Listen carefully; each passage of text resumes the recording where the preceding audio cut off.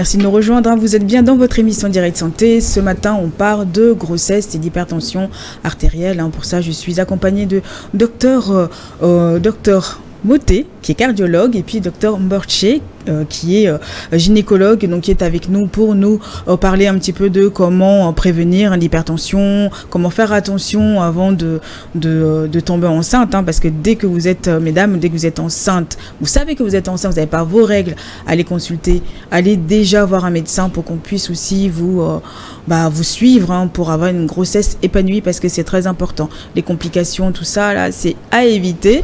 Donc voilà, allez-y, n'hésitez surtout pas, on ne cessera de le dire dans cette émission. Dès que vous avez un petit bobo, ne restez pas à la maison, surtout pas. Il y a des spécialistes de santé, vous avez des centres à côté de chez vous, vous avez tout ce qu'il faut. Allez-y. Donc tout à l'heure, docteur Mborché, on parlait de justement comment ces femmes-là, quand elles ont des projets de grossesse, comment venir, même si ça arrive comme ça. Mais dès le début, dès qu'on sait qu'on est enceinte, il faut directement venir en consultation pour se faire suivre. Oui, effectivement, lorsqu'on sait, on n'a pas de règles, c'est comme ça commence toujours l'aménorrhée. Il faut venir à l'hôpital. Il faut aller à l'hôpital et il ne faut plus rester à la maison. Parce que lorsqu'on fait cette première consultation, avant les 3 premiers mois, on arrive à mettre tout en place pour éviter que l'hypertension artérielle gravidique survienne. Mais lorsqu'on attend et venir à l'hôpital à 6 mois, 7 mois, il est déjà trop tard. Ouais. Et il faut aussi noter que même au début de grossesse, cette femme-là peut être hypertendue même d'abord. Et ce n'est pas la cause n'est pas la grossesse. Parce que du moment que le dépistage donc, de cette hypertension ne se fait pas, elle peut être déjà hypertendue avant que même la grossesse ne survienne. Donc elle peut ne pas le savoir. Et le début donc, de la grossesse est quand même nécessaire et important que cette femme-là vienne à l'hôpital pour qu'on puisse d'abord dépister cette hypertension et mettre en place un traitement pour que l'issue de cette grossesse soit bonne. Mais tout à l'heure, vous disiez comme quoi l'hypertension peut venir pendant la grossesse. Comment ça se fait? Oui, l'hypertension peut venir pendant la grossesse. Oui, voilà. Qu'est-ce qui peut être à la base donc de cette situation? C'est que lorsqu'on regarde un peu la physiopathologie donc de cette hypertension gravidique, c'est en rapport avec l'implantation du placenta. Vous savez, lorsqu'on prend une grossesse, nous avons le bébé, nous avons le placenta, qui est la barrière entre la maman et l'enfant. Donc, c'est au niveau du placenta que les nutriments passent de la maman à l'enfant. Voilà. Donc, il peut arriver que le placenta ne se colle pas correctement au placenta. Donc, lorsque le placenta n'est pas vraiment bien collé à l'utérus, voilà. Et donc, le sang qui quitte de la maman à l'enfant, le sang ne se fait plus correctement. Le passage ne se fait plus correctement. Et lorsque le passage donc du sang ne se fait pas correctement, l'organisme donc maternel a tendance à faire plus d'efforts pour envoyer assez de nutriments à son fœtus via le placenta. Donc c'est cet effort-là qui fera augmenter les chiffres tensionnels chez cette femme-là. Donc c'est pourquoi même quand il y a une hypertension artérielle gravidique chez la femme, il ne faut pas, lorsqu'on veut traiter, il faut faire très attention. L'objectif du traitement, ce n'est pas de ramener ces chiffres tensionnels à la normale. Stable, ouais, voilà, donc il faut vraiment diminuer de telle sorte que la maman puisse être capable de continuer par envoyer les nutriments à son fœtus. Maintenant, qu'est-ce qui peut être à la base que le placenta ne se colle plus bien à l'utérus? Plusieurs facteurs peuvent l'expliquer. Le diabète, par exemple, est un facteur qui fait que le placenta n'arrive pas à bien se coller à l'utérus. Les séquelles donc d'infection au niveau de l'utérus, même, c'est également un autre facteur. L'âge avancé est un autre facteur. L'âge inférieur à 18 ans est un autre facteur. Une prédisposition familiale aussi est un facteur de risque. Une femme qui a déjà eu cette hypertension artérielle gravidique au cours donc des grossesses antérieures est également exposée. Donc c'est pourquoi nous disons encore qu'il est capital que lorsque la femme se sent enceinte, il faut qu'elle vienne tôt à l'hôpital.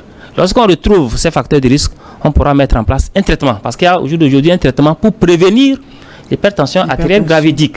Et je le rappelle, c'est la deuxième cause de décès maternel dans notre pays, au Togo et de partout dans le monde. Donc s'il y a vraiment quelque chose à faire, c'est de mettre tout le paquet pour éviter la survenue donc de cette pathologie. Mais il n'y a pas un traitement, quelque chose qui fait en sorte que le placenta se colle Non, il n'y a pas un traitement. Parce qu'il n'y a pas un traitement pour fixer correctement le placenta contre l'utérus. Non, il n'y a pas un traitement, malheureusement. Il n'y a pas un traitement.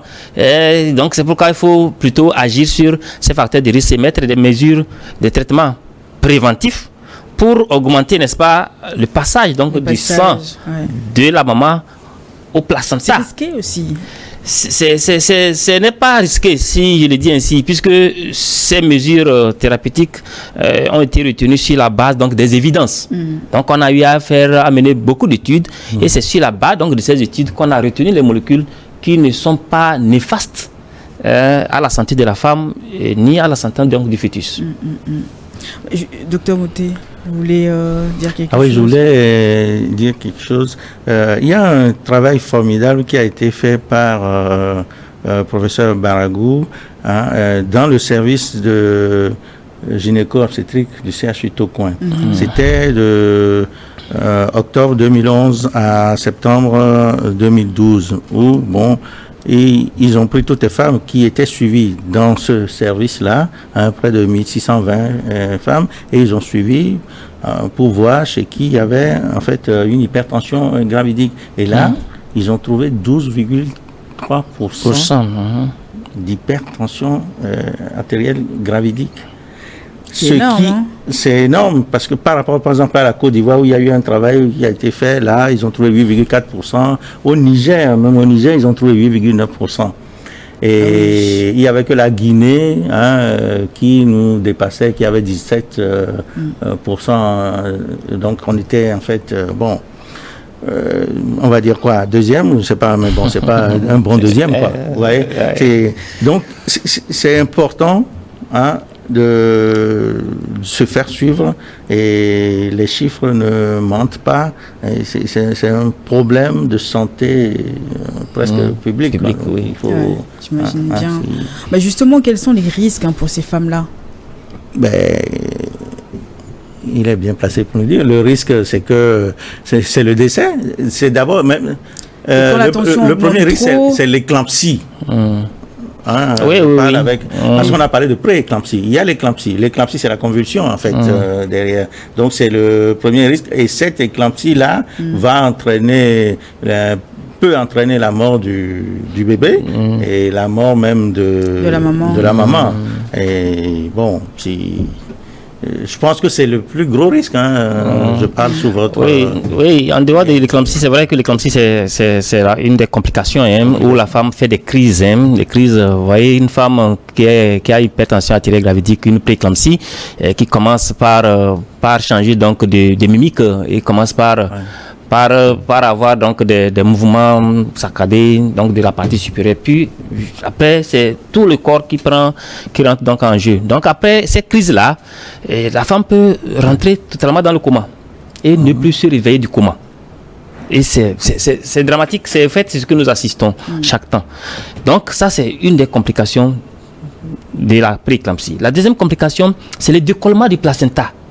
Normalement le placenta qui est collé à l'utérus, comme c'était pas vraiment bien collé, voilà. Normalement, le décollement du placenta survient après l'accouchement. Mais il peut arriver, à cause de cette pathologie, que le placenta se décolle avant que le bébé ne sorte. Et donc, lorsque ça se décolle ainsi, il y a un saignement. Un saignement. Et le ventre, l'utérus change complètement donc, de conformation. Donc, du coup, ce décollement prématuré du placenta normalement inséré, lorsque le diagnostic n'est pas vite fait, c'est le bébé qui va mourir. Le bébé peut mourir ou la maman également. La troisième complication, c'est un accident vasculo-cérébral. Parce que les chiffres tensionnels qui sont élevés, il peut arriver qu'au niveau donc, des vaisseaux, au niveau du cerveau, que on arrive à un AVC hémorragique. Ça peut arriver. L'autre complication également, c'est une insuffisance rénale. Parce que lorsque le placenta ne se colle pas correctement à l'utérus, il y a ce qu'on appelle une ischémie. Le sang n'arrive plus correctement au placenta. Donc le fait qu'il y ait cette insuffisance, une hypoperfusion placentaire, ça va entraîner la sécrétion donc, de certaines substances qui vont se déposer partout. Et c'est ça même qui explique les crises convulsives, parce que ça se dépose au niveau du cerveau, ça peut se déposer au niveau du foie, ça peut se déposer également au niveau donc, des reins. Donc une insuffisance rénale qui peut s'en suivre. L'autre complication, c'est que le bébé même qui est dans le ventre peut mourir, dans l'utérus plutôt, peut mourir. Parce que, comme je l'ai dit, la maman s'évertue pour envoyer les nutriments. C'est pourquoi le chiffre tensionnel s'élève. C'est ça. Donc il peut arriver que, malgré les efforts, la bonne volonté de cette femme-là, les nutriments ne parviennent pas correctement au fœtus. Donc le fœtus d'abord va avoir tendance de ne pas pouvoir se développer correctement en fonction de son âge.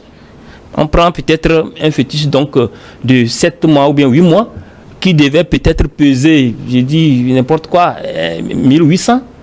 Peut-être avec la prééclampsie, ce bébé de 8 mois ou bien de bébé de 7 mois va peser autour de 1000. Donc il y a ce qu'on appelle un retard de croissance intra-utérin. Et si on n'arrive pas à sortir donc ce bébé-là, c'est le décès. Donc la grossesse va s'arrêter. Donc mort du fœtus in utero. Donc pour dire qu'il y a assez de complications. Donc liées à cette pathologie, d'où la mise donc de mettre tout en place pour prévenir la survenue. Donc sont ces femmes qui arrivent au bout de leur grossesse alors.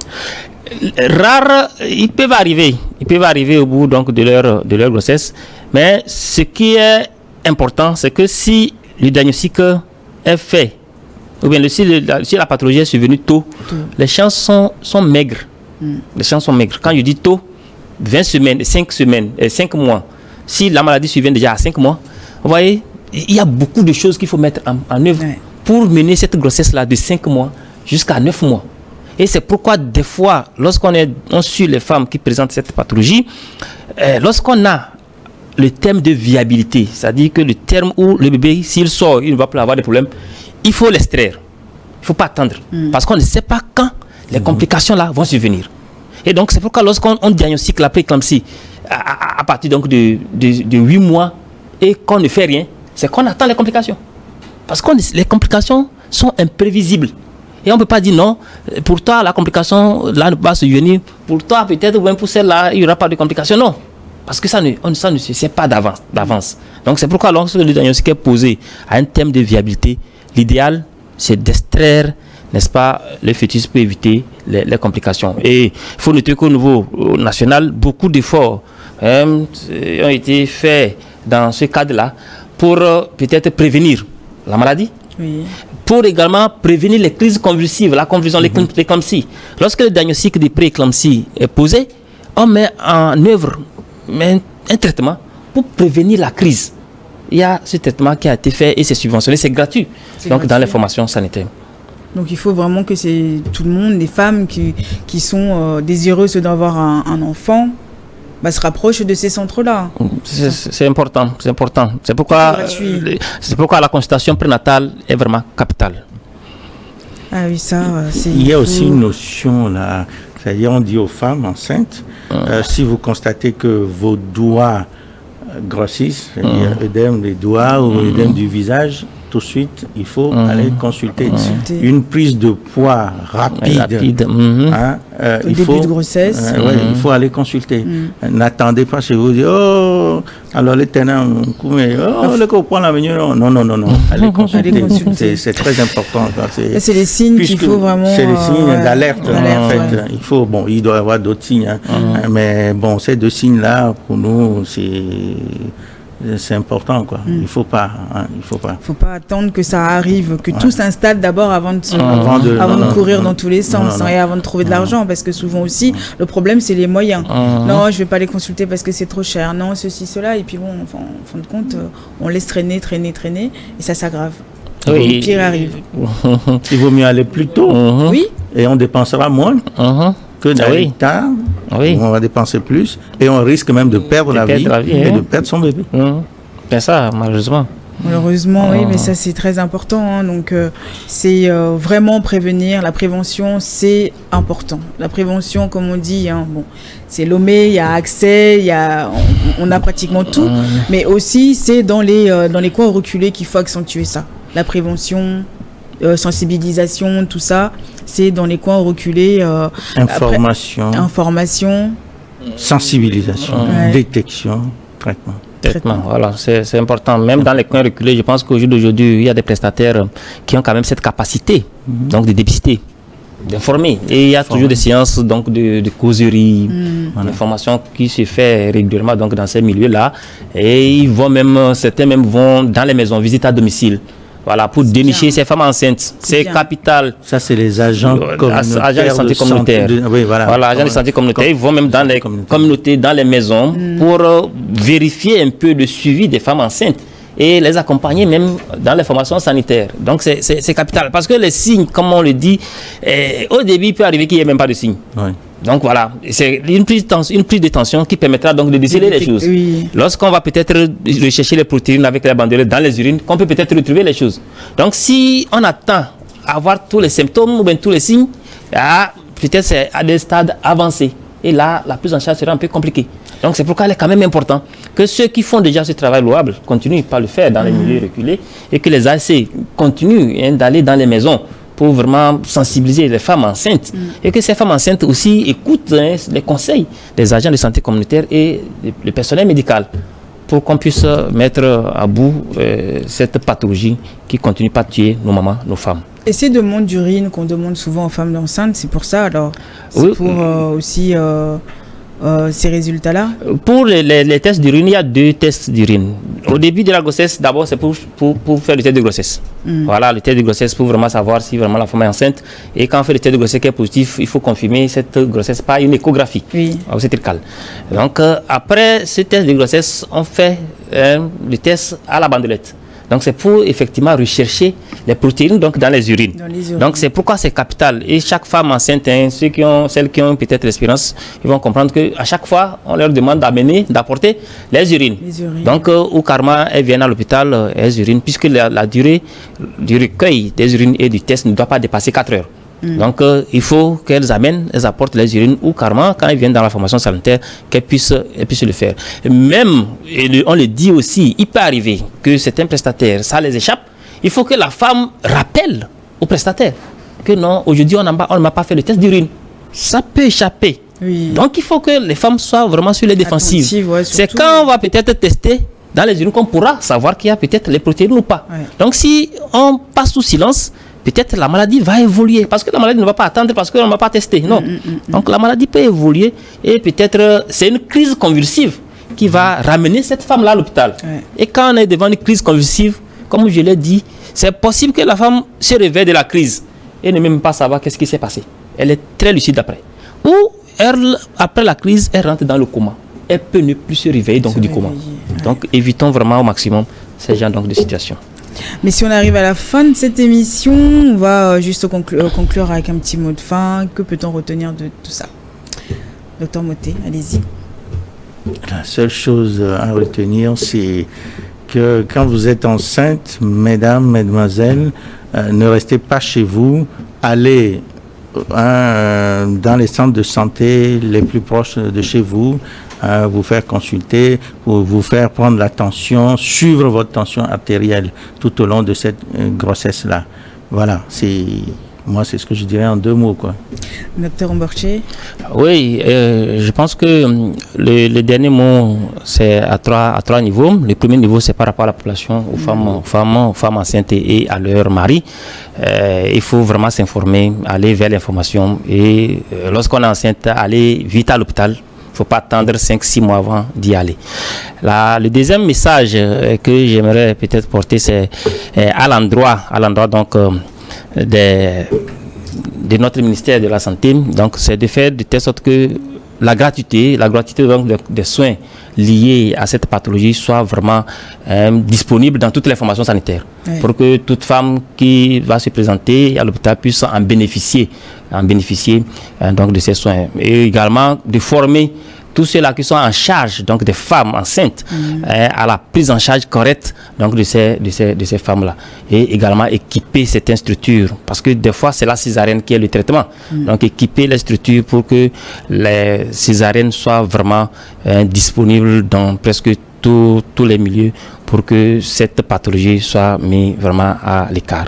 Et le dernier message, c'est à l'endroit donc des partenaires techniques et financiers qui soutiennent les efforts. Parce que quand j'avais parlé tantôt donc du médicament, c'est certains partenaires qui mettent à la disposition donc du ministère de la Santé ces produits. Donc c'est de continuer toujours par soutenir, n'est-ce pas, ces actions-là, pour que dans les années à venir, qu'on n'en parle plus assez de ces pathologies et que les taux du décès maternel diminue drastiquement dans notre pays. Absolument. Écoutez, merci à vous, messieurs. Sachez, mesdames, que si vous souhaitez avoir un enfant, il y a des précautions, il y a des choses à prendre en compte et tout ce qu'on l'a dit dans cette émission. N'hésitez surtout pas, la santé on n'en a qu'une, donc c'est aussi le bien-être de tout un chacun. Donc prenez votre vie en main et allez-y, allez vous faire soigner. Merci beaucoup, messieurs, d'être venus ce matin. Je remercie également notre partenaire Voltic. Merci à Fofo et à Messi à la régie. Et puis un grand merci à vous tous qui nous suivez tous les jours dans cette émission. On se retrouve demain. Bye bye.